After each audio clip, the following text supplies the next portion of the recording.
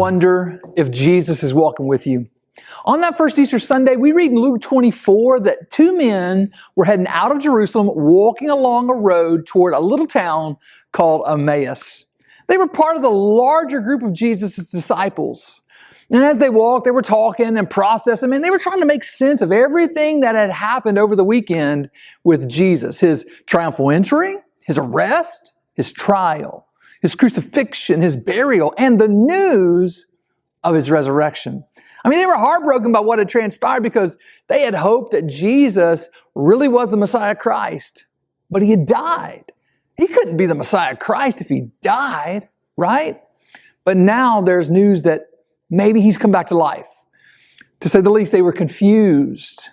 Now, as they were trying to figure it all out, the resurrected Jesus actually joined them on the road.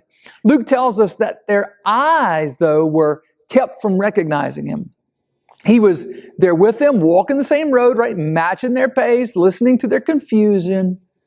He even engaged in their conversation. Asking questions about the situation they were discussing.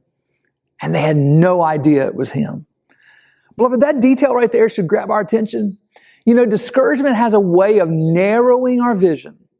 Grief, disappointment, unanswered questions, they can blind us to a presence that we would otherwise recognize immediately. They were wondering about Jesus and where he was, yet he was with them the whole time. So the road to Emmaus teaches us that Jesus is often with us when we don't realize it. You may not always recognize him in the moment, but he's never absent from your journey. Sometimes Jesus is closest when he seems most hidden. Sometimes he's doing his deepest work before we even know he's there. You may not recognize him yet, but Jesus is very likely already drawing near, already walking beside you, already speaking truth into your heart. And at the right moment, he'll make himself clearly known. Change begins in you.